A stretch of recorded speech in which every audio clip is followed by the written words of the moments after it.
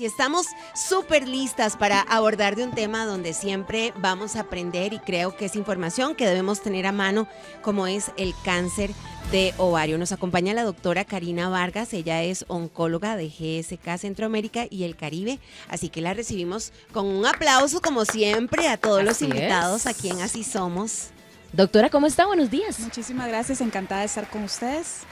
Un cáncer que ahora lo hablábamos fuera de micrófonos, tal vez no es tan común o es común y no lo sabemos. No, de hecho no es un cáncer común, de hecho es el 8º cáncer en nosotras las mujeres en orden de frecuencia, ¿verdad? Normalmente pensamos más en cáncer de mama, cáncer de cervix u otro tipo de cáncer. De hecho, el cáncer de ovario casi no se habla. Muchas veces a nosotros los médicos inclusive no nos enseñan mucho de cáncer de ovario. Y vamos a ver más adelante, los síntomas son muy específicos, entonces nadie piensa en cáncer de ovario y por eso es tan importante recordarlo, especialmente en este mes que se conmemora este tipo de cáncer, ¿verdad? La lucha contra este tipo de cáncer. Sobre todo, sí, el 8 de mayo, sí, ¿verdad? Exacto. Fue el día propiamente y qué bueno tenerla con nosotros. ¿Cómo saber que podría tener cáncer de ovario?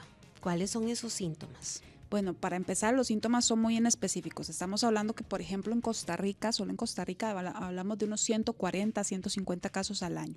¿Qué quiero decir con esto? Lastimosamente, 1 o cada 2 días se diagnostica una mujer con cáncer de ovario en el año y fallece una mujer cada 5 días por este tipo de cáncer. ¿Y qué es la situación justamente con cáncer de ovario? Que no se diagnostica tan fácil porque lastimosamente el 80% de los casos se diagnostican muy tarde. Básicamente por la biología de la enfermedad y por los síntomas tan inespecíficos. ¿Cuáles son? Volviendo a tu pregunta. Justamente el cáncer de ovario es una enfermedad pues compleja porque tenemos pacientes que, por ejemplo, tienen síntomas muy inespecíficos a nivel gastrointestinal, básicamente dolor abdominopélvico, inflamación, por ejemplo, distensión abdominal. Pueden haber síntomas urinarios, por ejemplo, las pacientes pueden presentar dificultad para orinar o más bien síntomas, o sea, estar orinando con frecuencia, también dolor en la zona baja de la espalda, esa distensión abdominal que a veces se torna como cuando la enfermedad es más avanzada, como si fuera un embarazo de 15 meses, le digo yo que el abdomen se llena como de ascitis, de agua, por así decirlo. Y pues son síntomas muy específicos, inclusive cambios en los hábitos intestinales, constipación o diarrea, cambios también en lo que es, por ejemplo, si son mujeres que menstruan, pueden haber cambios en la menstruación, por ejemplo, alteraciones menstruales. Todos los síntomas son muy específicos. Y si yo les pregunto a ustedes dos, a Rosy y o sea, ¿cuántos síntomas de estos tenemos en el mes? A cada rato, ¿cierto? O sea, tenemos muchos síntomas que al final de cuentas son muy similares a los que nos vienen todos los meses. Entonces, por eso es tan importante recalcar esos síntomas y cuando algo nos molesta más de 6, 7, 8 veces en el mes, pues consultar siempre a nuestros médicos. Doctora, y dentro del cáncer de ovario hay distintos tipos. Sí, hay distintos tipos, pero generalmente, bueno, se diagnostica, digamos, se tratan de una forma similar, digamos. Por ejemplo, cáncer de ovario engloba lo que es cáncer de trompas de falopia y cáncer de peritoneal primario, digamos, de peritoneo.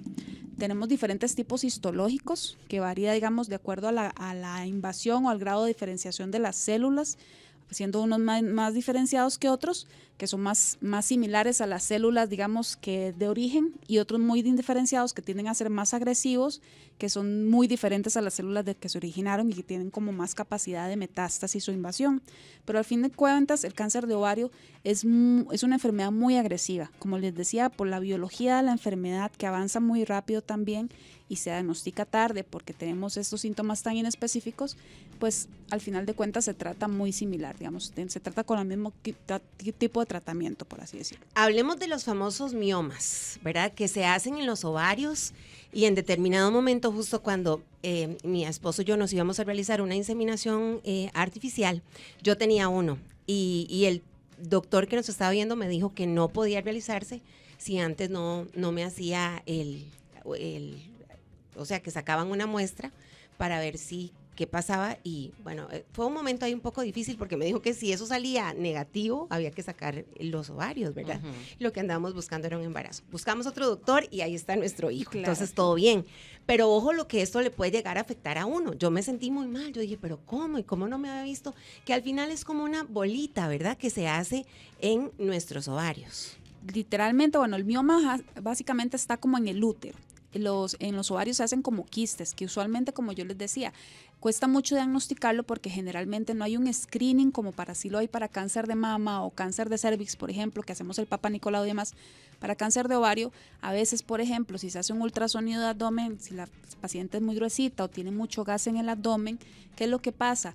No se ven los ovarios, no se ven bien. Entonces se ven quistes, a veces que los quistes pueden ser que se vean normales, quistes simples de ovario, y tal vez no era un quiste normal, era más bien un cáncer y viceversa. Por eso hay mucho falso, lo que nosotros llamamos falso positivo, y a veces se opera al paciente pensando que es un tumor y no lo era, se crea ese sentido de alarma o viceversa. Entonces, por eso en justamente lo que vos pasaste, es muy importante hacer como un chequeo ginecológico para saber exactamente qué es lo que puede haber en los ovarios, porque no necesariamente siempre se diagnostica tan fácil. Y es por eso importante volver a lo mismo, ¿verdad? Hacer conciencia de los síntomas, de hacer nuestros chequeos ginecológicos, ojalá todos los años. Y todo esto es muy importante porque las pacientes con cáncer de ovario justamente pasan muchísimos años, incluso se habla, la estadística nos habla que de 6 a 3 años las pacientes andan rondando de especialidad en especialidad, que medicina general, que el gastroenterólogo, que cualquier otro especialista, menos el ginecólogo, por ejemplo, oncólogo, que al final hace su diagnóstico, por así decirlo. ¿Y los ovarios poliquísticos qué significa? Eso es súper importante porque nosotros tenemos diferentes factores de riesgo asociados al cáncer de ovario. Entre ellos, lo que nosotros decimos es el síndrome ovario poliquístico, la enfermedad pélvica inflamatoria, por ejemplo, endometriosis también es una de las causas, digamos, de factores de riesgo al cáncer de ovario. También, por ejemplo, pacientes, en tu caso, por ejemplo, que estabas buscando un embarazo, pacientes que siguen múltiples líneas, digamos, de tratamientos para fertilidad, porque pasamos estimulando los ovarios y estimulándolos, entonces al final de cuentas esa sobreestimulación hace la predisposición a ese tipo de cáncer, así como las pacientes, por ejemplo, que tienen llega la regla muy temprano, que es lo que se llama menarca temprana, ¿verdad? O cuando decís temprano, ¿qué edad es? Por lo menos chiquitas, tal vez de 8 o 9 años que menstruan muy temprano, o mujeres más bien que se les va la regla muy tarde, esa menopausia tardía, ¿verdad? Cuando estamos hablando de más de 57 años, 60 años y las mujeres siguen menstruando, ¿verdad? Entonces, esa estimulación en los ovarios hace que realmente afecte, ¿verdad? Y que se considere como esos factores de riesgo para el cáncer de ovario. Igual tenemos factores también de riesgo, por ejemplo, antecedentes genéticos, que eso es súper importante porque, por ejemplo, el cáncer de ovario, el 85% de las pacientes se produce de forma esporádica. O sea, el cáncer simplemente empezó a crecer, ¿verdad? Las células se empiezan a crecer de forma descontrolada y pues esto hace que tengan su capacidad invasiva y creen metástasis y demás. Hay un 15% de los pacientes que tienen un antecedente meramente heredofamiliar. ¿Qué quiero decir con esto? Pacientes, por ejemplo, que tienen antecedentes de cáncer de ovario en la familia, cáncer de mama, cáncer de próstata o cáncer de páncreas, pueden tener un elevado riesgo de padecer un cáncer de ovario en un futuro. No sé, me imagino que ustedes de fijo saben quién es Angelina Jolie, ¿cierto? Yo siempre lo pongo de ejemplo y lo uso en todas mis charlas. Que se quitó todo. Se quitó todo, exacto, porque su mamá falleció por un cáncer de mama súper agresivo. Angelina Jolie tenía una mutación que se llama BRCA, mutación BRCA1 específicamente. Estos son genes que están involucrados en la reparación del ADN de las células, ¿ok? Del daño de doble cadena de ADN. Entonces, ¿qué es lo que pasa? Ella tenía esta mutación asociada y para disminuir el riesgo de padecer cáncer de ovario o cáncer de mama en un futuro, justamente se hizo una mastectomía bilateral, es decir, se quitó ambas mamas y se quitó ambos ovarios. Se hizo una oforectomía, lo que nosotros llamamos oforectomía. Entonces, este tipo de antecedentes también es un factor de riesgo para el cáncer de ovario. ¿Okay? Y hay que tenerlo en cuenta. Factores protectores, los anticonceptivos, bien o mal porque no tenemos ovulación, entonces no se estimula el ovario. El hecho de dar lactancia y tener embarazos también es un factor de riesgo, factor de protector. Y otros factores de riesgo que no mencioné, que sí son importantes para todos los tipos de cáncer, porque afecta a todos, el sobrepeso, ¿verdad? Una dieta alta en grasas, la obesidad, la edad, porque nuestras células se vuelven cada vez más viejitas, entonces la edad, entre más añosos somos, más predispuestos somos a que nuestras células empiecen a replicarse, a tener errores en su ADN y demás, y pues crean este tipo de mutaciones que al final de cuentas conlleva cáncer. Doctora, y antes de ir a la pausa, usted nos puede tal vez dar un mensaje de reflexión, porque como sociedad muchas veces hemos normalizado el dolor de ovarios. Exacto. Y es como, yo conozco, personas que es totalmente incapacitante y nunca buscan al doctor, nunca se acercan porque dicen, ay, mi familia es así. siempre, mi mamá, mis tías y todo, y yo sé que desde que me vino el periodo, me va a doler. Entonces es como... Y más bien, a mí me gustaría saber si es que duelen los ovarios o lo que duele es el útero. Porque a veces decimos, tengo dolor de ovarios, ¿será que de verdad duelen? O sea, que se inflaman. Contanos para estar Es como... un mix de ambas cosas. Ajá. Por ejemplo, los ovarios no, o sea, duelen en el sentido de que cuando se rompe el folículo para ovular, puedes sentir como un malestar, pero realmente no tanto nervios ahí como para sentirlo. Lo que más duele es la contracción del útero, donde se contrae para expulsar obviamente la sangre, en el caso de las mujeres que menstruamos, ¿verdad? Es súper importante y yo siempre digo también, nosotros somos seres humanos hechos perfectos, no nos tiene por qué doler nada. Si nos duele algo, tenemos que buscar la causa. Incluso en estos dolores menstruales, que también son muy frecuentes en muchas mujeres que la pasan muy mal con dismenorreas y estos dolores en la menstruación y mucho síndrome premenstrual y todo esto, siempre hay tratamientos que ayudan a que esto sea cada vez menos y poder tener una calidad de vida pues realmente buena cuando nos viene nuestro periodo, ¿verdad? Entonces, nunca nos conformemos con, nos tenemos que aguantar el dolor y simplemente seguir, hay que buscar la causa y tratarlo, ¿verdad? Y hay que tener cuidado porque de acuerdo a lo que Claro. usted nos explica, esos dolores pueden estar ocultando algo más serio como un cáncer. Por supuesto, eso es súper importante. Yo siempre digo, si son más de 7, 8 veces en el mes que yo tengo un malestar, que no se quita con nada, que cada vez es más frecuente o cada vez es más intenso, siempre consultemos, pequemos más bien por hacer de más y no más bien por no hacerlo y realmente después vernos con un diagnóstico pues realmente más complejo, más tardío y demás. Creo que vale la pena remarcar esto, porque así como lo mencionaba Rose, nos hemos acostumbrado a escuchar y a normalizar el dolor en la menstruación, cuando la menstruación no tiene por qué doler. Y si usted lleva ya bastante tiempo con algún dolor, ojalá que pueda haber algún especialista que la pueda revisar para ver las cosas a tiempo, ¿verdad? Claro que sí. Doctora, nos quedamos con una consulta que nos estaban haciendo justamente por acá, que dice, un segundo, porque han entrado varias, pero esta me pareció Importante. súper importante. Amiga, vaya hablando usted mientras tanto, si yo Bueno, la entonces, busco por acá. entre creo todas. que hay algo que hay que dejar muy claro. Si tenemos factores hereditarios, obviamente vamos a ser más propensas a tener cáncer de ovario. Y ahora también hablábamos de la conexión que hay con las trompas de falopio, con los ovarios, con nuestro útero. Cómo tenemos que estar pendiente de todo lo que pasa ahí, porque si vemos algo a tiempo, obviamente que va a haber solución, que no cuando nos hemos aguantado, como vos mencionabas, ya por tu experiencia, 3 años, 4, 5 años, alguien con algo inestable que ya cuando llega puede ser bastante tarde. Claro, eso es súper importante porque es típico en nosotras las mujeres que cuidamos a todo el mundo, Ay, ¿verdad? Y pues pensamos en todo el mundo y de último tal vez nos dejamos nosotras y al final de cuentas también invertimos tal vez que nuestro pelo, que las uñas, que aquí, que allá, pero no, o sea, no en salud, que realmente es tan importante. Y sí, por eso les decía, siempre si tenemos algún síntoma, mejor consultar, no nos tiene por qué doler nada, a menos que sea algo ya meramente somático, psicológico, o que ya esté diagnosticado, que tengo alguna patología que sí me va a causar ese malestar y que tengo que tratar siempre, pues sí, pero si no tengo, digamos, la causa, busquémosla, a mí, como yo decía, cuando he dado consultas, prefiero que tener esos pacientes reconsultantes o esos pacientes que yo les decía medio necios, o sea, es mejor consultar y pecar por hacer más que no hacerlo, y al final la medicina preventiva definitivamente marca la diferencia, salva vidas, sale mucho más costo efectiva, inclusive, ¿verdad? Mucho más barato que estar tratando una enfermedad mucho más avanzada. Dice por acá, buenos días, las felicito por el programa. Mi pregunta es, yo salí diagnosticada con una hiperplasia de glándula del endometrio con atipia. O atipia, sí. Ajá. Ok, dice, a veces tengo sangrados, pero estoy en espera para operarme desde hace 4 meses. Después del diagnóstico, ¿qué tan perjudicial es la espera? Gracias, tengo 57 años, soy diabética y tengo presión alta.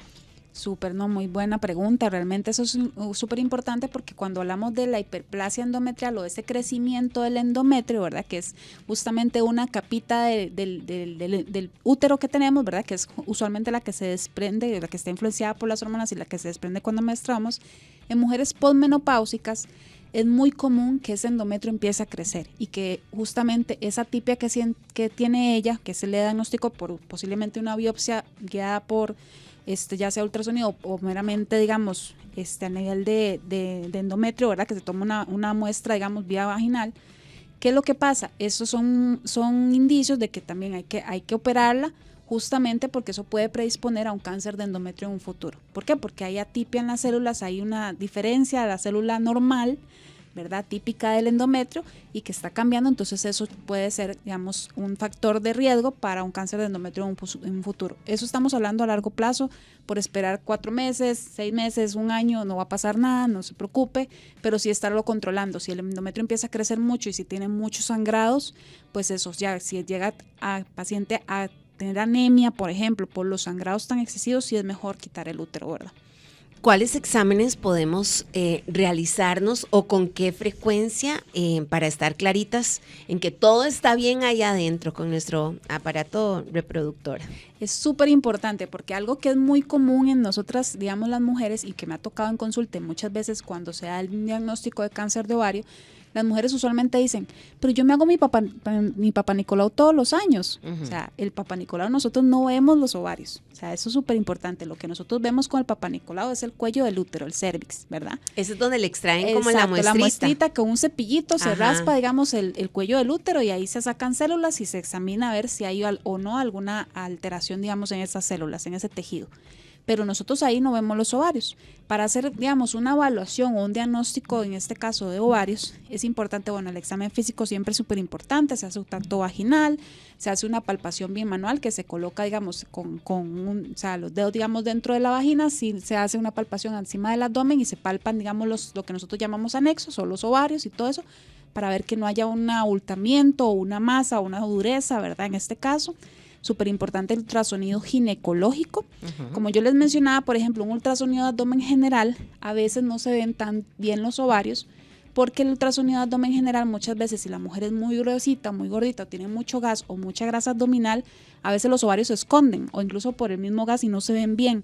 Y es por eso que es importante el ultrasonido ginecológico, porque ahí sí vemos un poquito mejor los ovarios. Entonces, hacer obviamente todos nuestros años nuestro chequeo ginecológico, ¿verdad? Con el ginecólogo, hacer ultrasonido de mamas y hacer nuestro autoexamen de mamas todos los meses y pues obviamente la parte ginecológica que es importante también evaluarla. ¿Qué es importante? Hay ciertos marcadores, por ejemplo, biomarcadores, que es lo que nosotros llamamos tumorales, por ejemplo el CA125, que es un biomarcador tumoral que generalmente se puede elevar en las pacientes que tienen ya, digamos, un cáncer de ovario. No es una prueba tan específica, pero sí es bastante sensible, sí se eleva, digamos, cuando ya hay usualmente enfermedad en el peritoneo, ¿verdad? Que ya sí hay tumorcitos por ahí esparcidos, por así decirlo. Entonces, ese es uno de los test también que se utiliza para hacer el diagnóstico, pero obviamente cuando son pacientes que ya tienen una enfermedad diagnosticada o hay que descartar que haya invasión, se hace tomografía axial computarizada y se hacen otro tipo de pruebas justamente para ver si hay invasión o no de ese tumor. Bueno, en este caso queremos agradecer también a toda la gente linda que nos ha dejado sus mensajes a través del 57915 y que están participando por esos cofres lindísimos de Manzate, mi querida Rose. Claro que sí, y también agradecerle a la doctora. Doctora, yo creo que ya nos quedó por ahí clarito, pero también la espinita de ponerle cuidado a esta área de nuestra salud. Claro. Y definitivamente yo sé que hay muchas personas que van a querer contactarse con ustedes. ¿Cómo los podemos contactar? Básicamente, bueno, a través del departamento médico de GSK en nuestras redes sociales y ahí nos contactan. Ahí pueden también hacer si tienen alguna duda, alguna consulta, pero lo más importante es estar siempre chequeándonos. Creo que ese es el mensaje principal. El mensaje principal es priorizarnos. O sea, realmente prioricémonos siempre como mujeres en todo sentido, ¿verdad? Y especialmente en los temas de salud, porque sin salud no tenemos nada prácticamente, ¿verdad? Entonces, prioricémonos ante cualquier síntoma de los que conversamos, que vimos que son muy inespecíficos, algo que se repite, que no se quita, pues siempre consultar. Si tenemos antecedentes familiares, ese chequeo debe ser más frecuente y hay especialistas también para hacer medidas estas profilácticas para disminuir los riesgos, pero siempre es eso, prioricémonos y consultemos. Una vez al año, como decimos, no hace daño. No hace daño, es cierto. Bueno, muchísimas gracias a la doctora Karina Vargas que nos acompañó el día de hoy en Así Somos. Si quieres más contenidos como este, suscríbete a nuestro canal de YouTube.